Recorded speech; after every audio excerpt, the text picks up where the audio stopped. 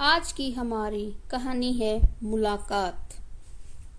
चित्रा बिस्तर पर लेटकर जगजीत सिंह की गजल व कागज की कश्ती वो बारिश का पानी सुन रही थी कि अचानक दरवाजे की घंटी की आवाज ने उनसे चौंका दिया।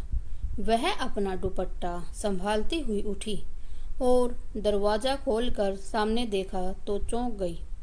उसे अपनी नजरों पर विश्वास नहीं हो रहा था कि उसके सामने बचपन का दोस्त अनुराग खड़ा है।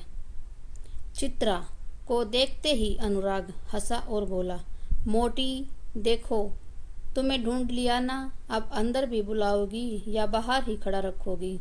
चित्रा मुस्कुराई और उसे आग्रह के साथ अंदर लेकर आ गई।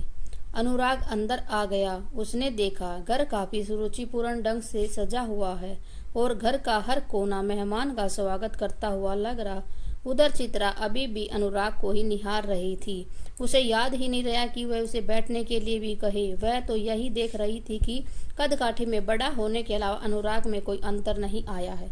जैसे वह भोला सा बचपन में था वैसा ही भोलापन आज भी उसके चेहरे पर है। आखिर अनुराग ने ही कहा, चित्रा बैठने को भी कहोगी या मैं ऐसे ही घर से चला जाऊं? चित्रा झेपती हुई बोली, सॉरी अनुराग, बैठो और अपनी बताओ, क्या हाल चाल है तुम्हें? मेरा पता कहाँ से मिला? इस शहर में कैसे आना हुआ? अनुराग चित्रा को बीच में टोक कर बोला, तुम तो प्रश्नों की बौछार गोली की तरह कर रहे हो। पहले एक गिलास पानी लूंगा, फिर सबका उत्तर दूंगा। चित्रा हंसी और उठकर रसोई की तरफ चल दी। अनुराग ने देखा चित्रा बढ़ती उम्र के साथ पहले से काफी खूबसूरत हो गई है। पानी की जगह कोक के साथ चित्रा नाश्ते का कुछ सामान भी ले आई और अनुराग के सामने रख दिया। अनुराग ने कोक से भरा गिलास उठा लिया और अपने बारे में बताने लगा कि उसकी पत्नी का नाम दिव्या है, जो उसको पूरा प्यार व मान सम्मान देती है। सच पूछो तो वह मेरी जिंदगी है। 2 प्यारे बच्चे हैं, रेसू व राशि है। रेसू 4 साल का है, वह राशि 1 साल की है। उसकी अपनी एक कपड़ा मिल भी है। वह अपनी मिल के काम से अहमदाबाद आया था, वैसे आजकल वह कानपुर में है। अनुराग एक पल को रुका और चित्रा की ओर देखकर बोला, रही बात तुम्हारे बारे में पता करने की, तो यह कोई बड़ा काम नहीं है, क्योंकि तुम एक जानी मानी लेखिका हो। तुम्हारे लेख व कहानियों में अक्सर पत्र पत्रिकाओं में पढ़ता रहता हूँ। मैंने तो तुम्हें अपने बारे में सब बता दिया। अनुराग बोला, तुम सुनाओ, तुम्हारा क्या हाल चाल है? इस बात पर चित्रा भी धीरे से मुस्कुराई और कहने लगी, मेरी तो बहुत छोटी सी दुनिया है अनुराग, जिसमें मैं और मेरी कहानियां हैं और थोड़ी बहुत समाज सेवा। शादी करवाने वाले माता पिता रहे नहीं और करने के लिए अच्छा कोई मनमनित मिला नहीं। अनुराग शरारत से हंसते हुए बोला, मुझसे अच्छा तो इस दुनिया में और कोई है नहीं। इस पर चित्रा बोली, हाँ मैं भी तो यही कह रही हूँ। फिर चित्रा अनुराग के बीच बचपन की बातें चलती रही। बातों के इस सिलसिले में समय कितना जल्दी बीत गया, इसका दोनों को ख्याल ही न रहा। घड़ी पर नजर पड़ी तो अनुराग ने चौंकते हुए कहा, अरे रात होने को आई। अच्छा अब मुझे चलना चाहिए। चित्रा बोली, तुम भी कमाल करते हो अनुराग, आधुनिक पुरुष होते हुए भी बिल्कुल पुरानी बातें करते हो। तुम मेरे मित्र हो और एक दोस्त दूसरे दोस्त के घर जरूर रुक सकता है। अनुराग ने हाथ जोड़कर शरारत से कहा, देवी आप मुझे माफ करें, मैं आधुनिक पुरुष जरूर हूँ। हमारा समाज भी आधुनिक जरूर हुआ है, लेकिन इतना नहीं कि यह समाज एक सुंदर सी कमसीन सी ख्याति प्राप्त अकेली कुंवारी युवती के घर उसके पुरुष मित्र की रात बितानी बचा सके। इसलिए मुझे तो अब जाने ही दे। हाँ, सुबह का नाश्ता तुम्हारे घर पर तुम्हारे साथ ही करूंगा।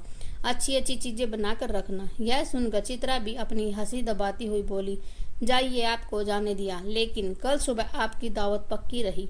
अनुराग को विदा करके चित्रा उसके बारे में काफी देर तक सोचती रही और सोचते सोचते कब उसकी आंख लग गई उसे पता ही नहीं चला। सुबह जब आंख खुली तो काफी देर हो चुकी थी। उसने फौरन नौकरानी को बुलाकर नाश्ते के बारे में बताया, खुद तैयार होने चली गई। आज चित्रा का मन कुछ विशेष तैयार होने को हो रहा था। उसने प्लेन फिरोजी साड़ी पहनी, उससे मेल खाती माला, कानों के टॉप्स और चूड़ियां पहनी, एक छोटी सी बिंदी भी लगा ली। जब खुद को आईने में देखा तो देखती ही रह गई।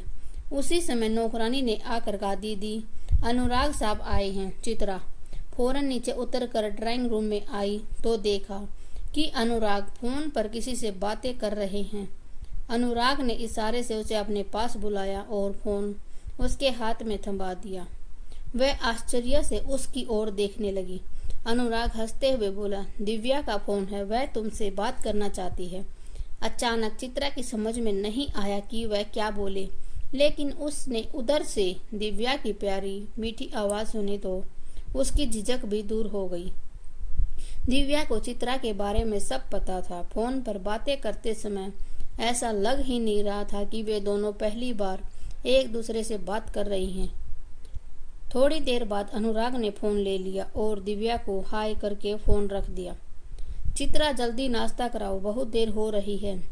मुझे अभी प्लेन से आगरा जाना है, यहाँ मेरा काम खत्म हो गया और तुमसे मुलाकात भी हो गई। अनुराग बोला तो दोनों नाश्ते की मेज पर आ गए। नाश्ता करते हुए अनुराग बार बार चित्रा को ही देखे जा रहा था। चित्रा ने महसूस किया कि उसके मन में कुछ उमड़ घुमड़ रहा है। वह हंसकर बोली, अनुराग, मन की बात अब कह भी दो। अनुराग बोला, भाई तुम्हारे नाश्ते व तुमको देखकर लग रहा है कि आज कोई बहुत बड़ी बात है। तुम बहुत अच्छी लग रही हो।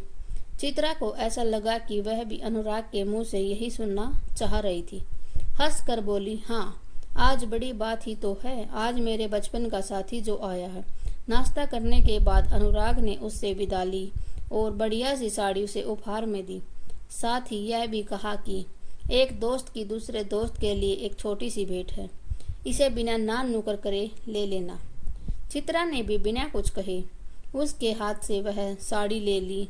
अनुराग उसके सिर को हल्का सा थपथपा कर चला गया। चित्रा काफी देर तक ऐसे ही खड़ी रही। फिर अचानक ध्यान आया कि उसने तो अनुराग का पता व फोन नंबर कुछ भी नहीं लिया। उसे बड़ी चटपटाहट महसूस हुई, लेकिन अब वह क्या कर सकती थी। दिन गुजरने लगे। पहले वाली जीवन चर्चा शुरू हो गई। अचानक 15 दिन बाद अनुराग का फोन आया। चित्रा के हेलो बोलते ही बोला, कैसी हो ना अभी? बेवकूफ, उस दिन मेरा फोन नंबर व पता कुछ भी नहीं लिया। लो फटाफट लिखो। इसके बाद तो अनुराग और दिव्या से चित्रा की खूब सारी बातें हुई।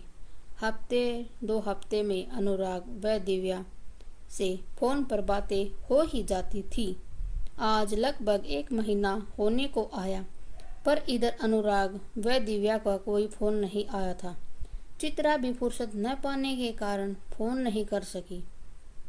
एक दिन समय मिलने पर चित्रा ने अनुराग को फोन किया।